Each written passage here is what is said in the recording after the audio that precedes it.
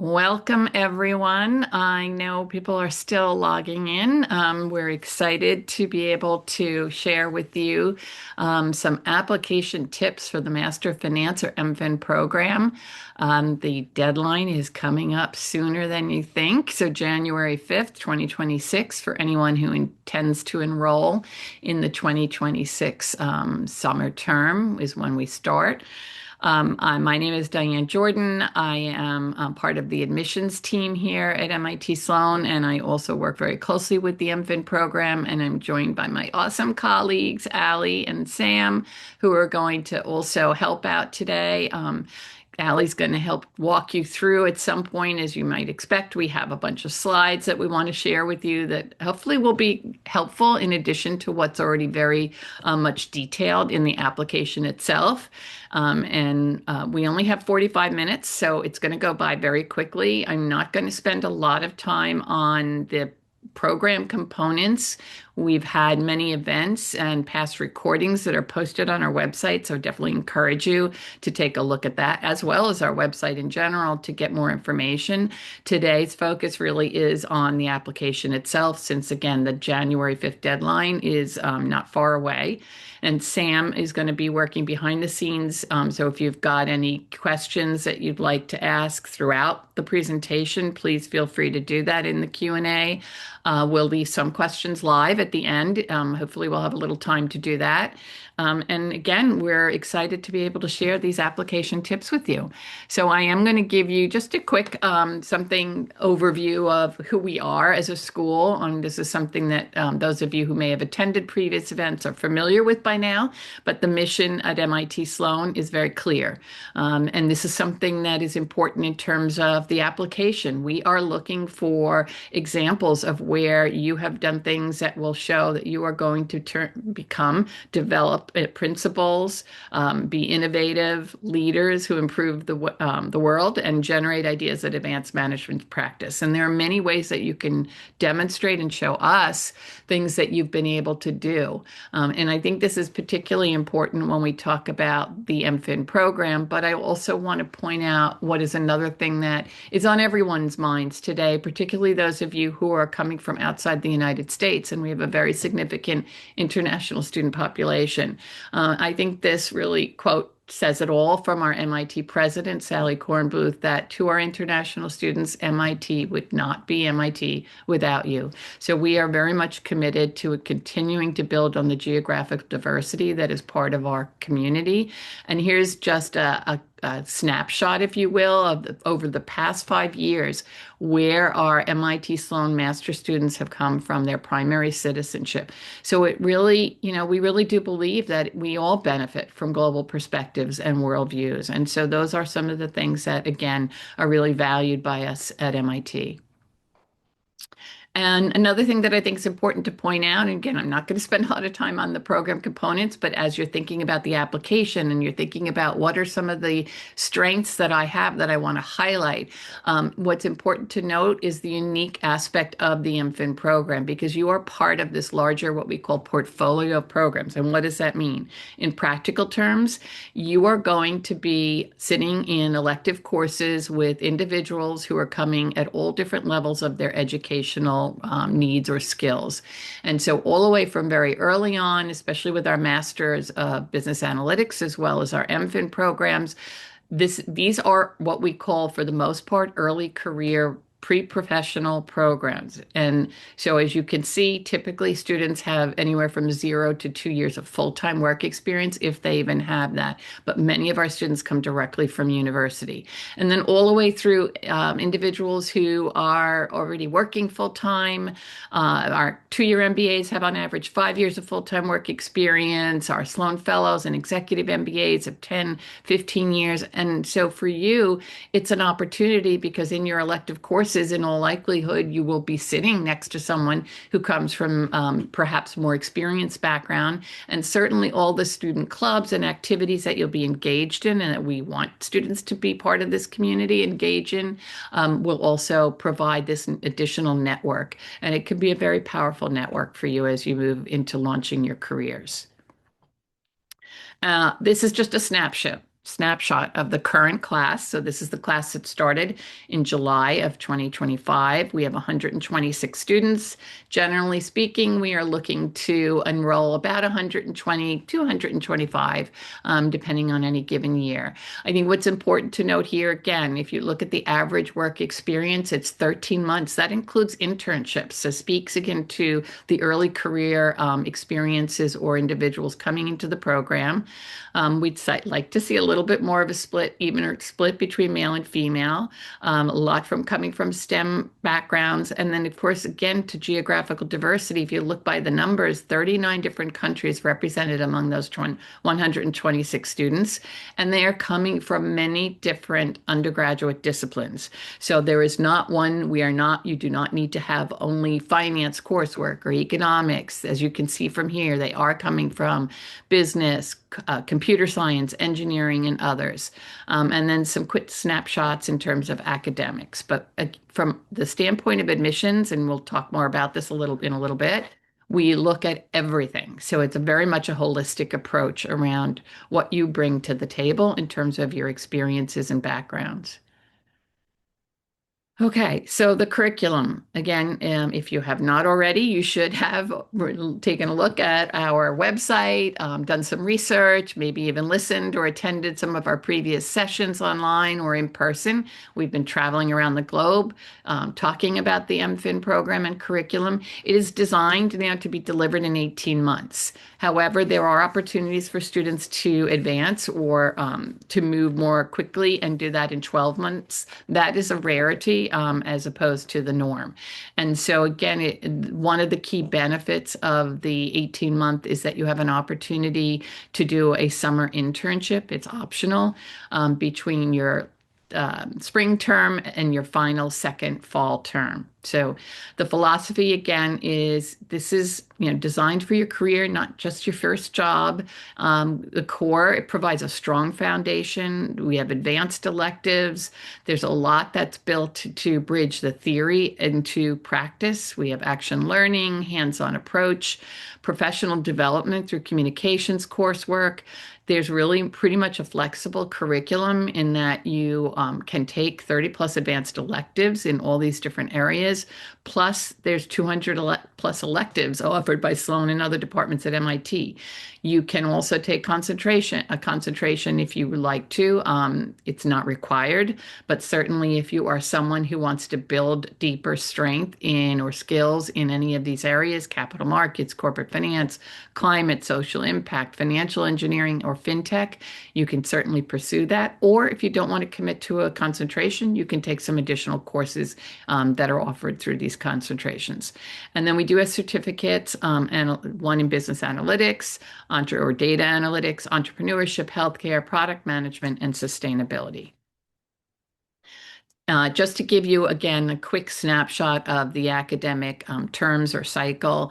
So everything starts with a summer term, fully in-person, residential. It's required core courses, so that runs July through August. There's a little break in between August and when the fall term starts in September, runs through December. That's when you'll continue to take some more of your core courses. We have pro seminars, electives. The pro seminars are in capital markets, and then another one in corporate finance. Again, these are optional, but you have to take at least one action learning course, and that can also be accomplished in the winter term when there are no classes across MIT the Institute.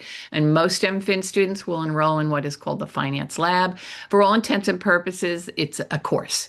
And so again, it will provide you with the requisite action learning that you are required as part of the MFIn degree. And then students return in February. Some more pro seminars are offered, other electives. If you are accelerating or enrolled already in the 12-month, you'll complete your degree requirements at the end of the spring term. For all others, they'll take advantage, most MFINs do, of the summer internship opportunity, and you can work very closely with our career office to help guide you as you navigate summer internships, and then students return after the summer for their second and final fall term, where it's pretty much electives, but there are some additional core courses as well.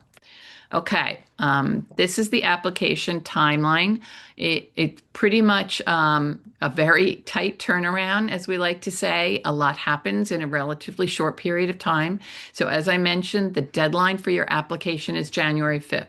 Let me mention something up front because a lot of people ask this. We do not have rolling admissions. For those of you who may not be familiar with what that means, we do not look at applications prior to the January 5th deadline. So, nothing, I promise, nothing will happen to your application before that.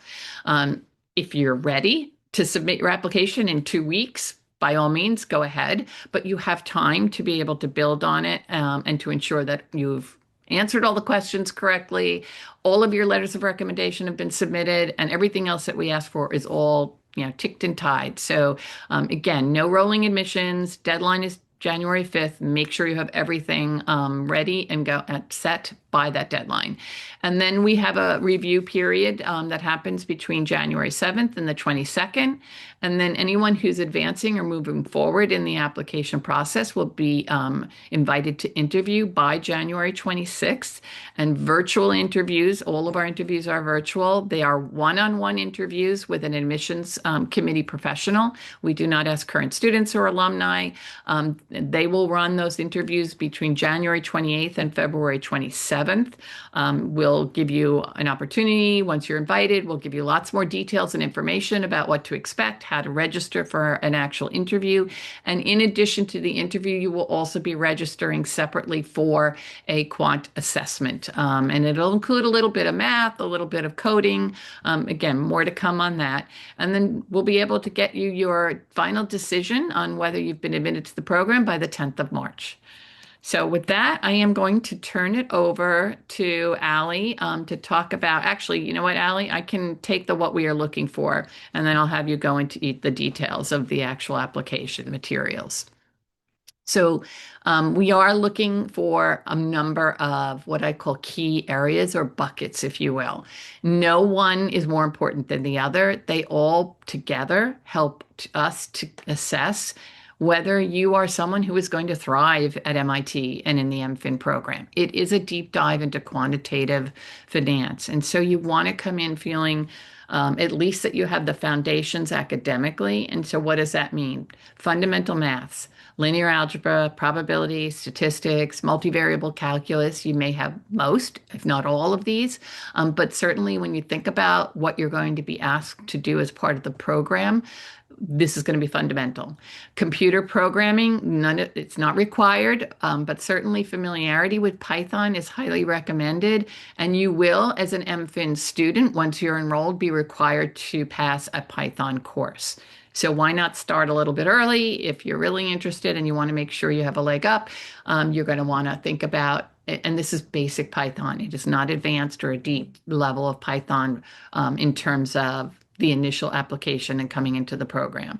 We have found over the years that students who come in with some STEM, science, technology, engineering, mathematics disciplines also find that they can thrive academically in the program. And then finance, statistics, accounting, economics, econometrics, coursework is also extremely valuable.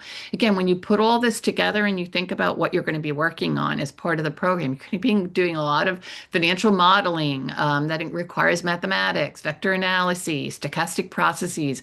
I mean, these are things that are very much integral to your ability to, again, thrive when you're here academically. And while your primary focus is on the academics, we want you also to be able to enjoy a lot else that MIT has to offer. When I go back and think about that portfolio of programs that I told you about and engaging in the community, the clubs, the activities, it's really an important part of your experience. And then we're also going to look at whether you have some industry knowledge. And what does that mean? It doesn't mean that you have to have had finance-related internships. Certainly that helps and it's beneficial, but we're also looking at individuals who are coming in with very deep problem solving and analytical skills and have an understanding of or knowledge of the finance field in terms of what are the typical career paths. Do I want to be on the buy side, the sell side? Is it traditional banking, or do I want to go do quantitative research and trading? So helping us as part of your application and as you move along in the admission process, know that or demonstrate to us, even if you don't have finance background, that you have an understanding of career paths and why you want to be pursuing a Master of Finance degree is going to be important. And then last but not least, communication and interpersonal skills. Everything is out, around the English language proficiency. We want to not only understand that you're able to comfortably communicate in written and spoken English, and this is something that you can't learn and wait to learn when you get to campus. It's something that you feel comfortable with prior to arriving. We want to know that you are also someone who's going to engage and be part of the team player. So many of the courses, while they are traditional lectures with problem sets, are oftentimes project driven as well, or case studies where you're working with small student teams. And this is especially true if you're in an elective where you're with students from those other programs that I mentioned. So demonstrating where you've been able to do that, be a team player, and then really want to be an active member of the MIT classroom and community. We've had so many MFINs over the years really step up and be part of whether it's MIT Student Council, officers of student clubs. It's really an important aspect. So all of this together is what makes up this holistic approach that we take to the admissions process. Okay, now I'm going to turn it over to you, Allie. Perfect. Thanks, Diane. All right, so now we're going to dive a little bit more into the actual application and what we are looking for when we review an applicant. So as previously mentioned, the deadline is January 5th, 2026, so just over a month away. So plenty of time still, but that will certainly come up quick. So make sure that we are going to be starting this application soon. And something that Diane mentioned before, but I will reiterate, is that we do not look at applications until after that deadline has passed. So certainly take the time that you need to make sure that your application is, ready and you feel confident that it is, your best work before submitting. We don't look at applications early if you do submit it before that deadline. We can go to the next slide and jump right in. All right, so one of the things we're going to be looking for is, as Diane mentioned, a strong academic background. So to do that, we will, of course, need all of your academic transcripts. One of the basic requirements to be eligible for the MFIN program is that all applicants must hold a 4-year undergraduate degree or a 3-year equivalent undergraduate degree from an international institution. We, of course, need any transcript from any institution that you've taken that is degree granting. If you did any study abroad programs, we will need those transcripts as well. Something we really want to highlight here is that the MFIN program does begin in July, and therefore you will need to be on campus at MIT by that July start date.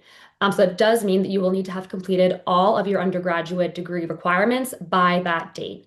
If you don't have your finalized transcript by that date, that is okay if we get that a little bit later, but you do need to be able to be on campus, requirements completed by that July start date, even if your final transcript comes a little bit later down the line.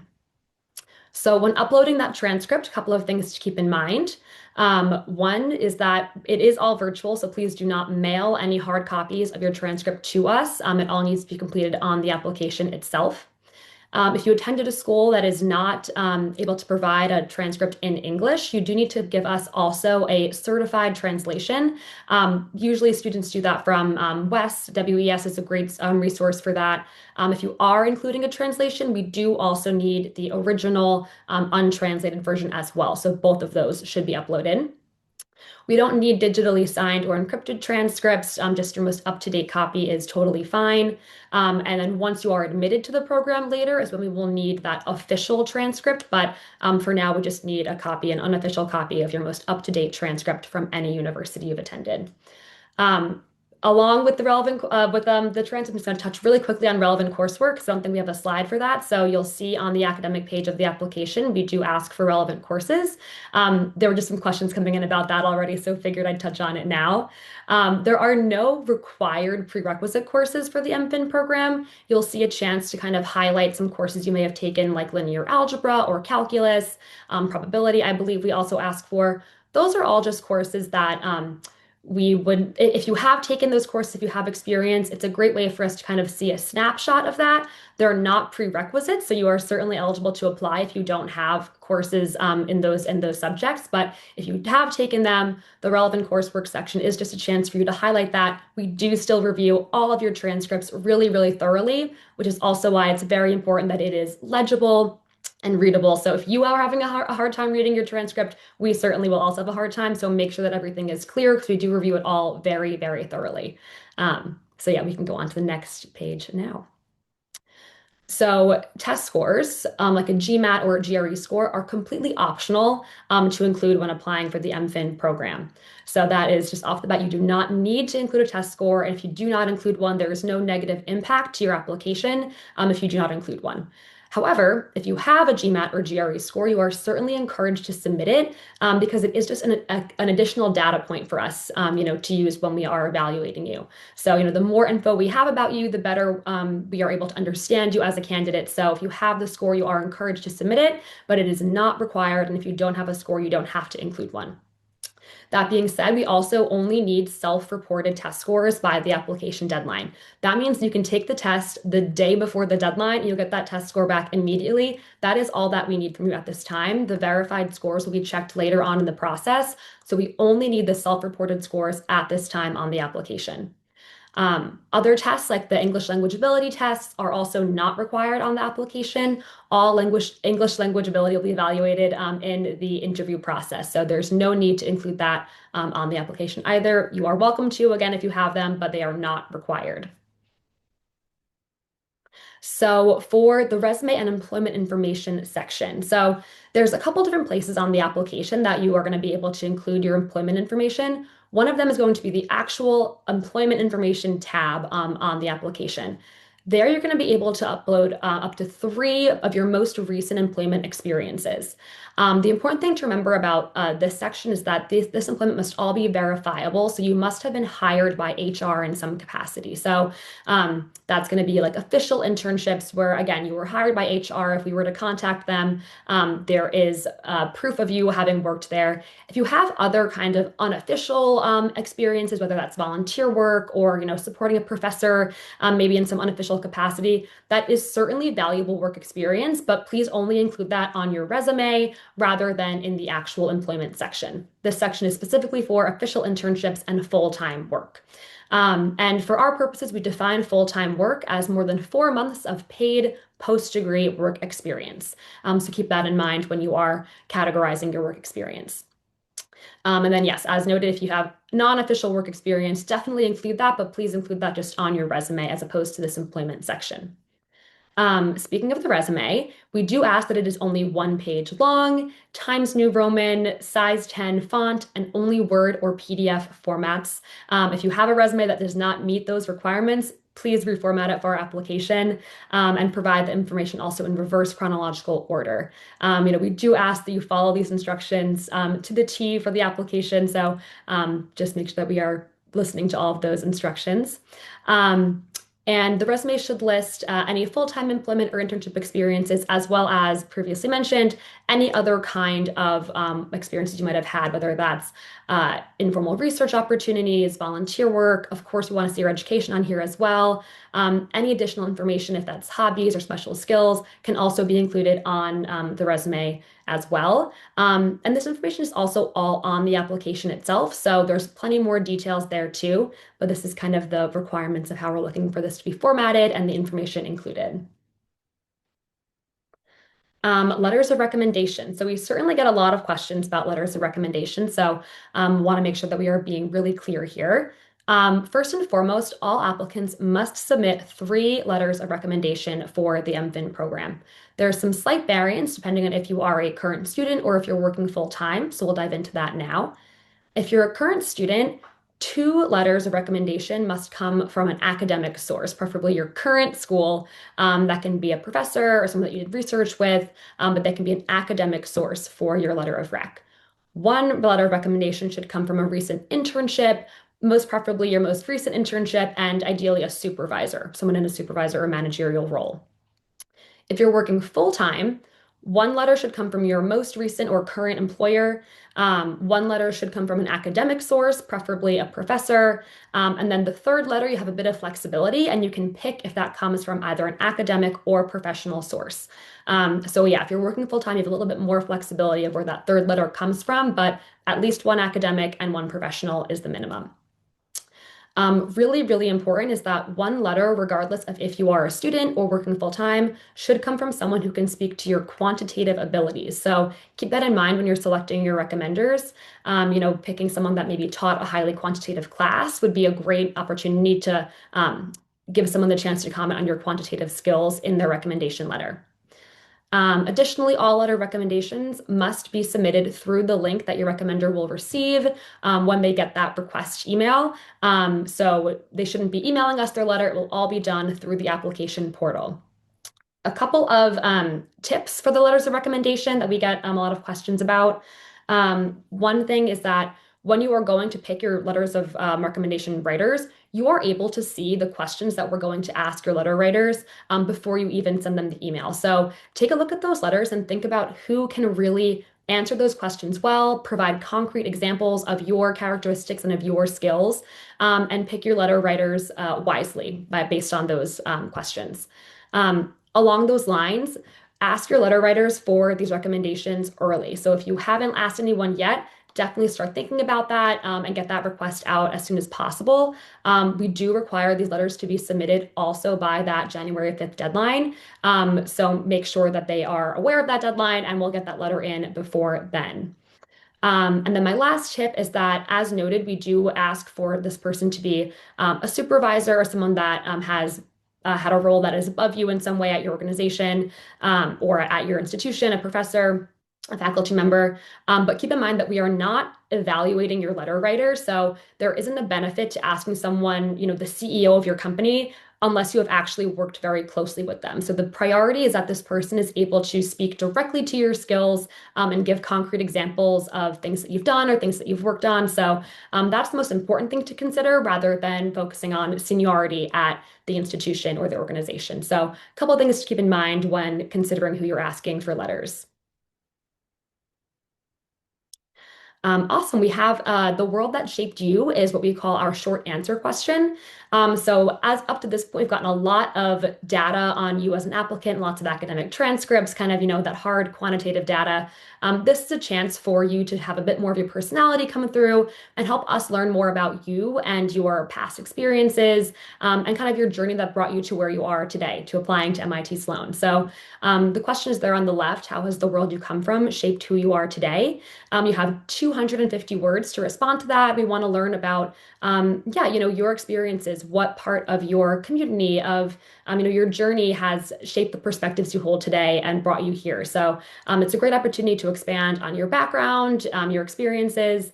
And we do ask that this is just words only, no links or videos. Again, just a chance to kind of shed some more light on your story and your path and have the admissions committee learn more about you as a whole. Great. Speaking of a chance to learn more about you as a whole, video question one is another great way that we get to see your personality a bit on the application. So video question one is a 60-second introductory video. The prompt is for you to introduce yourself to your future classmates, but please note that we will not actually be showing this to anybody. It is just for us to review. You have 1 minute to give us a quick synopsis of who you are, whatever you want to share. But as it says here, definitely show us your personality. One of my biggest tips is, you may feel inclined to kind of just talk about what's already on your resume, but be sure that you're using the space on the application wisely and trying not to repeat just exactly what's already referenced in your resume. This is a chance for you to share something new about yourself, and again, have your personality shine through a bit. That being said, you don't have to do anything super overproduced. This does not need to be movie quality video here. You can certainly just be sitting at your desk, talking, facing the camera. The most important thing is that we can both see and hear you clearly. If you want to be creative and be in a different environment, by all means, that's a great thing to do. But please do make sure that if you're standing outside, there's no wind so we can't hear you, or if you're somewhere else, you are just in a quiet environment so we can see and hear you clearly. There should be no music or subtitles needed. We just want to be able to make sure that we are getting the real experience of your video. So keep that in mind when putting that together. Video question two is a little bit different. It is a kind of more of a question and answer scenario. So everyone will be randomly assigned a question from a bank of over, I believe it's over 300 different questions that we have to choose from. They'll be randomly assigned to you. It's an open-ended, non-technical question. The question will appear on the screen. You'll have 10 seconds to prepare a response and then 60 seconds to record your answer.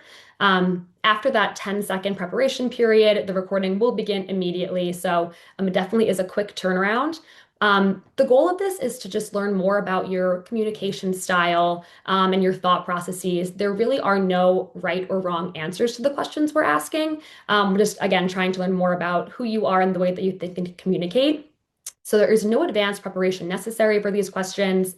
A sample question could be something like, tell us about an article you read recently and how it impacted your perspective, or talk about a time you had to deal with a challenging coworker or student in your class. So they are all just kind of experience-based questions. So again, there's no right or wrong. A really important thing to remember is that you can only record this video once. Video question one, the introductory video, you can record as many times as you want and then upload the version that you feel best about. Video question two is a one attempt only. You are able to go through a testing environment beforehand before you start recording. So you should be able to confirm that your video and microphone are functioning properly before recording. So make sure that you are, again, in a quiet environment, strong Wi-Fi before doing that final attempt, because it is a one attempt video here. And also that last bullet point is that video question two will only appear once you've completed about 80% of the application. So just keep an eye out for that tab to pop up. It'll be one of the last things you do before you submit. And then lastly, we have the professional questions. I won't read through all of them. You can read them on the screen there, but another chance for you to talk a bit about your past experiences, your short-term and long-term professional goals, as well as your own personal qualities. So again, just a great way for the admissions committee to learn about you and what you hope to gain from the MFIn program, as well as what you will be bringing to the MFIn program. They're all fairly short, only 200 words or less is the requirement. So we're looking for, succinct responses to these questions, but still trying to get in as much information as possible. And as mentioned previously, we strongly encourage you to use all the real estate on the application wisely. So try to bring in some things that are maybe you haven't touched on yet or haven't been gone into a lot of depth yet. This is a great spot to do that. You've got 3 questions to really dive into both your past experiences and future goals. So a lot of ways that you can help the admissions committee learn more about you. And I believe that's it. Back to you, Diane. All right. I've been busy answering all these great questions coming in too. Thank you so much. I've left some for live, so hopefully, again, we'll try to reserve some time. So I know there were a number of questions about the interview. Let me just say this. First and foremost, for the interview, those invitations I mentioned after the committee has had an opportunity to review applications, there is a quant assessment. This is something that you will do virtually. It will be proctored by a member of the admissions team. It's really foundational knowledge around some of those relevant maths that we talked about earlier. So, this may be maths that you've even taken as AP level courses in high school or in a pre-university environment. So it's just, foundational. It is not, or as one of our faculty like to refer to it, is elemental mathematics. So there will be a coding section. We do not have details on any of these right now, but once you're invited to interview, we'll give you a little bit more information. But essentially, it's one piece of the entire admission process, if you will. So it is not, it is not the only thing. I keep going back to the word holistic, but I think it is important to appreciate that, we're not just laser focused on one data point and that's it. We want to pull together, and it's so easy for us to do that. If you filled out the application, Allie's walked you through all the components, you've reviewed the website, take a look at some of their student testimonials, student profiles. This gives you a good clue to what are the kinds of things things that we value in our students. And so it'll help you to then go back and reflect on your own background and experiences. And again, I'm speaking mostly to individuals who are coming directly from university. Maybe you have a year or two of full-time work experience. Think about, how have you participated or engaged in your university at the bachelor's level, or maybe you even have another master's or are currently enrolled in one. So how do you engage? What are some of the things that you do? We're going to be looking for all these because during the interview, we're going to be asking behavioral-based questions. So a lot of it is looking at specific examples of how you did something, why you did it, what you thought about it, how you felt, who was involved. It goes back to, again, sort of what we're looking for in terms of the mission, and the types of students that we want to, come to MIT and who we think are going to thrive in the environment. So think of it all pulled together. I know there were some questions. I'm going to go dive right in because I think at this point we've covered a lot of ground. I know I will just mention again, follow the directions. Be yourself, be genuine, be authentic. It comes through in everything that you provide, even just the written words on the pieces of paper in the application, in addition to your videos. We're looking for reasons to admit you. We're here to help you. So think of us as your advocate. So I want to go back to some of the questions that I had marked to answer live, because I think, and one of them in particular was around GPA, test scores. Um, there's a lot of focus and emphasis, and we totally appreciate it on, yes, your academic strength is really going to be important because this is a deep dive into quantitative finance. And you are, coming to a master's degree, hopefully because you want to be stretched intellectually and academically. So why bother?